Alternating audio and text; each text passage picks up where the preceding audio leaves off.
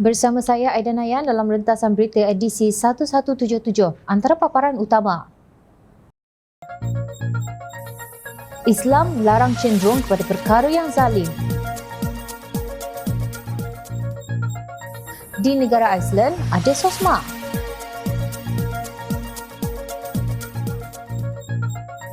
Akta anti lompat parkir tanda aras integriti rakyat.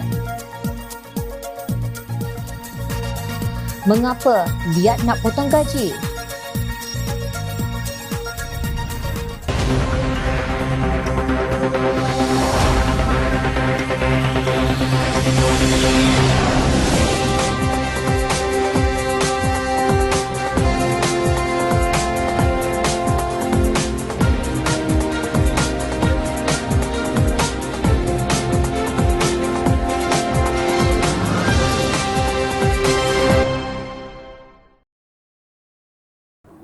Assalamualaikum dan salam sejahtera.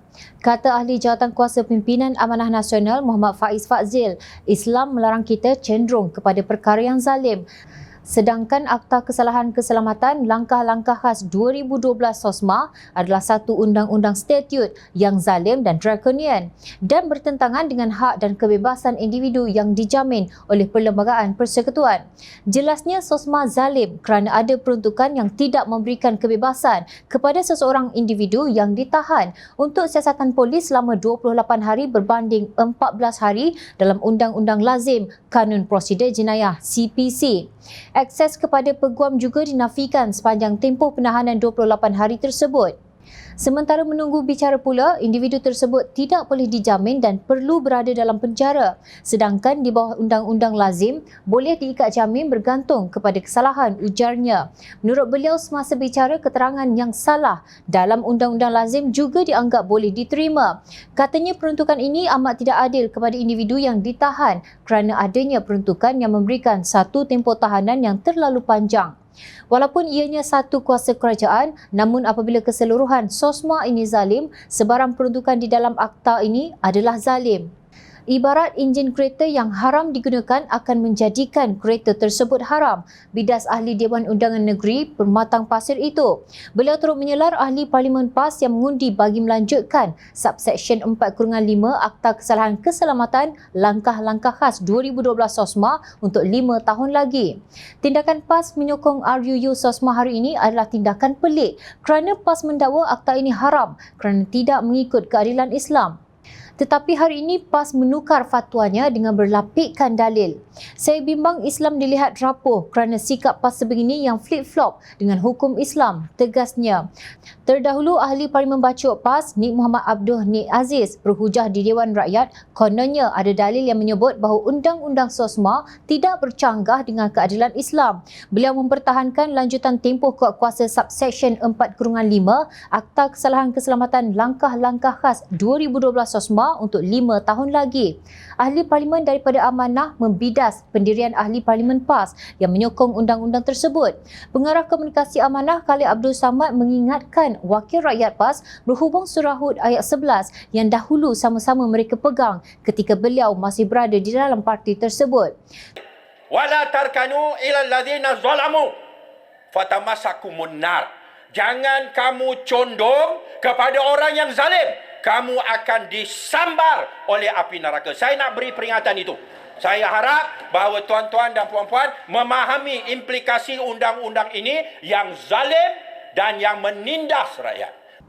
Terjemahan ayat tersebut ialah, dan janganlah kamu cenderung kepada orang-orang yang berlaku zalim, maka kalau kamu berlaku demikian, api neraka akan membakar kamu. Sedang kamu tidak ada sebarang penolong pun yang lain daripada Allah. Kemudian dengan sebab kecenderungan kamu itu, kamu tidak akan mendapat pertolongan. Surah Hud ayat 11. Maksudnya, umat Islam jangan menjadi lemah semangat sehingga cenderung tunduk atau taat kepada orang yang zalim, yang melampaui batas, merampas hak orang lain atau menghalalkan kaedah yang dilarang oleh agama. Lebih malang bukan hanya PAS, Presiden Bersatu Tan Sri Mahyadin Mat Yassin yang pernah berada dalam Pakatan Harapan, menurut Khalid, telah mengalami selektif amnesia atau hilang ingatan secara terpilih kerana kini mempromosi akta yang zalim. Kita lagi Paguh. Saya rasa Paguh ada perbincangan. selective amnesia. Ya, Memang dalam pasal perbincangan memang mengenai kita perkara telah tersebut. ada perbahasan dalam Ya. kabinet sehingga kita bawa Ayub Khan datang Datang. untuk nak jelaskan Dengan dan AG. kita telah berhujah dengan dia Dengan dan AG. kita minta supaya ianya dikaji kembali. Review. Ya, Yang Bapak I think jangan nak menipu dalam dewan ni lah. Yang Bapak Yang Tapi bawa saya mana tu. kaji. Kalau nak cerita sepenuhnya. Tak ada. Jangan Itu cerita maksud sebahagian. saya ingat. Semua dilakukan demi ghanimah, kepentingan politik dan kuasa. Ingatlah, tidak ada kuasa yang memberi manfaat selain Allah Subhanahu Wa Taala dan tidak ada yang boleh menolak kemudaratan selain Allah Subhanahu Wa Taala. Kemana perginya pegangan itu, wahai pemimpin PAS? Apa yang dijangka akhirnya menjadi kenyataan. Tempoh kuat kuasa Subsection 4/5 Akta Kesalahan Keselamatan Langkah-Langkah Khas 2012 SOSMA akan dilanjutkan untuk 5 tahun lagi. Seramai 111 ahli parlimen menyokong dan 88 menentang. Selebihnya 21 orang tidak tahu apakah alasan mereka tidak mengundi. Kedua-dua belah pihak berhujah pro dan kontra. Tetapi hujah paling dangkal dikeluarkan oleh ahli parlimen UMNO BN Pontian, Datuk Seri Ahmad Maslan. Beliau berkata SOSMA menyumbang kepada pencapaian Malaysia yang mendapat kedudukan ke-18 sebagai negara paling aman dunia. Pada 24 Julai lalu, Institut Ekonomi dan Keamanan yang berpusat di Geneva mengeluarkan laporan Indeks Keamanan Global yang mana mereka menggunakan 23 penunjuk kualitatif dan kuantitatif. Negara yang paling aman di dunia, Datuk Speaker, ialah Iceland, nombor 2 New Zealand, nombor 3 Ireland, nombor 4 Denmark, nombor 5 Austria, bukan Australia, Austria. Nombor 9 Singapura, nombor 10 Jepun. Maka saya dengan ini mengumumkan bahawa Malaysia adalah di tahap nombor 18 paling aman dalam dunia. Ingin saya kongsikan di sini. Daripada 194 negara, Malaysia nombor 18 paling aman dalam dunia. Saya kira antara sebabnya ialah SOSMA. Bukan Rosmah. Saya nak Kalau tanya. bukan kerana SOSMA, saya tak tahulah Malaysia nombor berapa. Ya. Yang paling tidak aman dalam dunia ialah yang paling tak aman Afghanistan, Yaman, Syria, Rusia. Tegasnya, ahli Parlimen Shah Alam Khalid Abdul Samad mencelah Dunia. Pontian. Yang berhormat Pontian. Saya ingin Iceland menyebut di ada sini apabila undang-undang disebut SOSMA. saya Iceland tidak memberikan Austria tidak ada undang-undang memberikan- SOSMA.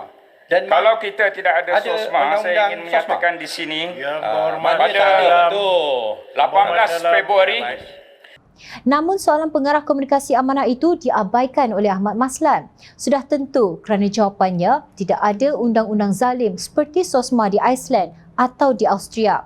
Bukan itu sahaja, 4 negara yang disebut Ahmad Maslan sebagai paling tidak aman itu kini bergolak dengan peperangan. Dalam hubungan ini, terlebih dahulu Jom Channel ingin membetulkan sumber data Ahmad Maslan. Indeks Keamanan Global atau Global Peace Index GPI diterbitkan oleh Institute for Economics and Peace IEP pada Jun 2022, bukan 24 Julai 2022 seperti yang disebutnya di Dewan Rakyat kemarin. Ingin Jom Channel mengingatkan Yang Berhormat Pontian juga bahawa Malaysia berada di kedudukan ke-16 negara paling aman di dunia menurut Indeks Keamanan Global 2019, iaitu ketika Pakatan Harapan mentadbir Putrajaya. Malah Malaysia juga disifatkan lebih aman berbanding negara barat, Belanda, Belgium, Sweden dan Norway. Sebelum itu, Malaysia berada pada kedudukan ke-26 pada 2018 ketika dalam pemerintahan UMNO BN yang kalah pada pilihan raya umum ke-14 pada Mei tahun berkenaan. Inilah satu peningkatan dalam prestasi Kerajaan Pakatan Harapan yang ketika itu telah memansuhkan Undang-Undang Zalim Akta Anti Berita Tidak Benar 2018 selain meluluskan pindaan terhadap Akta Perhimpunan Aman APA 2012. Pada masa itu, kerajaan di bawah Kementerian Dalam Negeri juga sedang membuat kajian untuk menghapuskan Akta Hasutan 1948 dan SOSMA kerana peruntukannya mempunyai kaitan dengan Perlembagaan Persekutuan dan perundangan lain. Malangnya langkah syaratan 2020 telah berlaku yang didalangi oleh Menteri Dalam Negeri sendiri Tan Sri Mahyadin Mat Yassin. Indeks Keamanan Global 2020 serta-merta merudum di kedudukan ke-20. Kedudukan Malaysia dipotong oleh Sweden, Belgium dan Norway.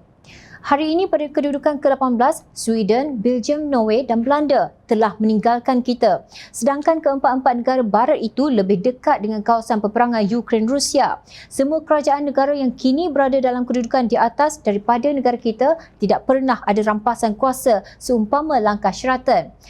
Ahmad Maslam boleh mengeluarkan apa-apa data daripada 194 negara di dunia, tetapi beliau tidak akan dapat membina korelasi bahawa keamanan negara ini berkait dengan penguatkuasaan undang-undang zalim seperti SOSMA. Hari ini, rang undang-undang anti lompat parti politik dibentangkan di Dewan Rakyat menerusi pindaan perlembagaan. Pengerusi Pakatan Harapan yang juga Ketua Pembangkang berkata, rang undang-undang ini dinyatakan dengan jelas dalam Memorandum Persefahaman MOU Transformasi dan Kestabilan Politik yang ditandatangani Kerajaan Persekutuan dan Pakatan Harapan pada 13 September tahun lalu. Dalam ucapannya, Anwar membangkitkan soal maruah dan integriti ahli parlimen yang diabaikan oleh Suruhanjaya Pencegahan Rasuah Malaysia SPRM. Beliau berkata mereka yang melompat melibatkan rasuah, sogokan dan penipuan harus disiasat oleh SPRM. Mengapa janji sogokan jawatan dan wang berjuta ringgit dipadamkan dan tidak disiasat? Soalnya, selepas langkah Sheraton, sudah ada laporan daripada Keadilan dan DAP mengenai tawaran untuk melompak parti.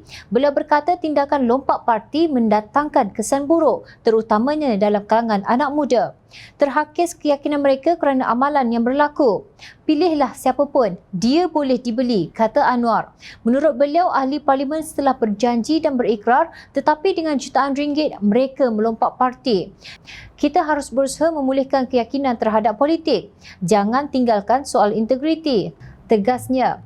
Beliau turut menjawab soalan ahli parlimen Beaufort, Azizah Muhammad Dun yang melompat daripada UMNO ke Bersatu mengenai tindakan Anwar pada tahun 2008 yang ketika itu berkata kerajaan akan berubah.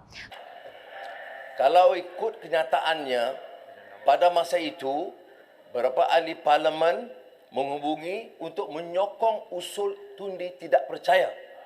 Dia tak ada kena-mengena dengan lompat parti. Biar faham sedikit. Ya.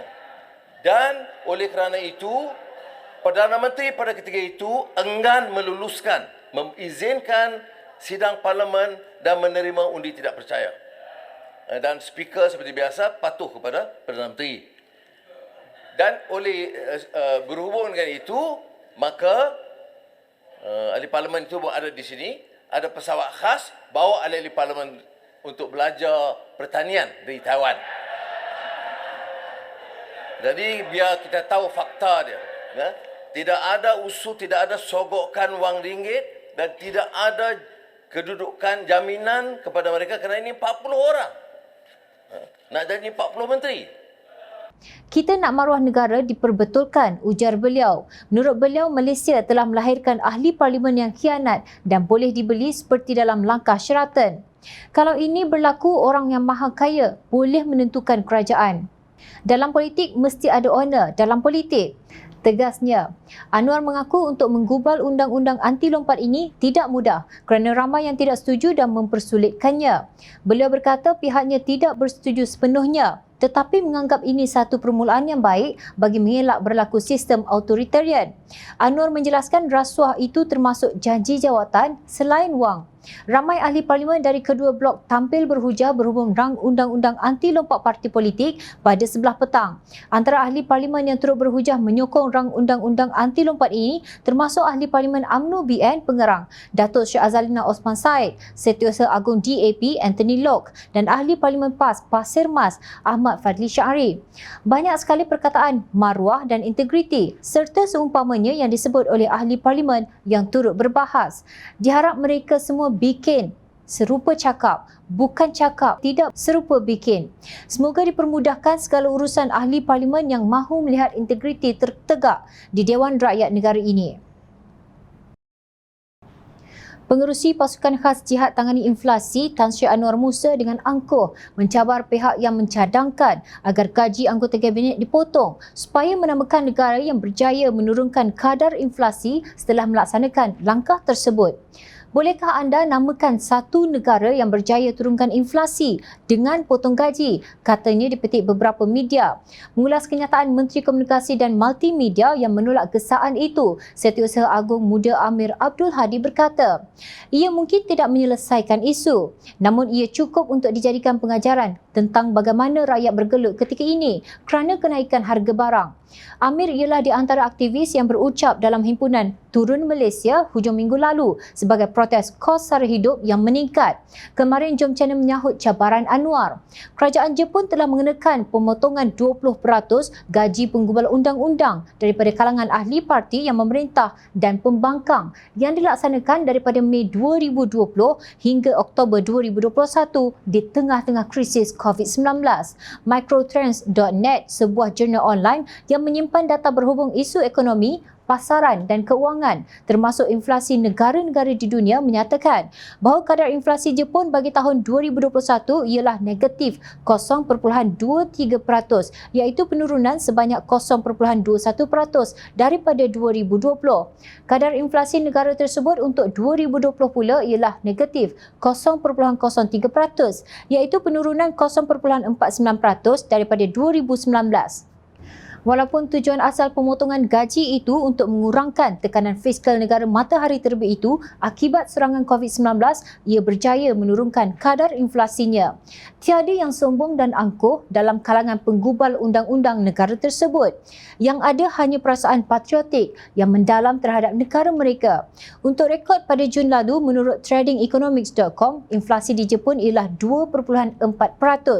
Maknanya Jepun merupakan negara yang kadar inflasi rendah walaupun ekonominya amat terkesan dengan perang Ukraine-Rusia.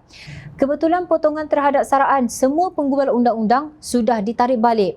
Sementara itu, Ghana, sebuah negara miskin di Afrika, kini sedang bergelut dengan kadar inflasi yang melambung sehingga bercecah 29.8% pada Jun 2022. Pada Mac lalu, Presiden Ghana, Nana Akufo-Addo, dilaporkan mengurangkan gaji menteri, Ketua Badan Berkanun Negara serta Ketua Dewan Perbandaran dan Daerah sebanyak antara 20% dan 30%. Keluaran domestik negara kasar GDP Ghana hanyalah 21.5% daripada yang diperolehi Malaysia pada tahun 2020 iaitu 72.35 bilion US dollar. GDP Malaysia ialah 336.7 bilion US dollar pada tahun yang sama. Tidakkah pemimpin Malaysia berasa malu? Lebih-lebih lagi mereka menjaja naratif Melayu Islam sehingga rakyat yang bergelut dengan kos sara hidup yang tinggi ini menjadi mual. Dalam pada itu, janganlah kita menunggu sehingga negara kita menjadi seperti Ghana. Baru tersedar bahawa memotong gaji menteri dan penggubal undang-undang adalah satu langkah yang bukan sekadar baik tetapi mulia. Ada berani. Ingat, rakyat sentiasa memerhati. Teruskan bersama kami di Jom Channel dan layari portal jomchannel.net untuk mendapatkan berita politik tanah air. Saya Aida Nayan. Terima kasih. Assalamualaikum dan salam sejahtera.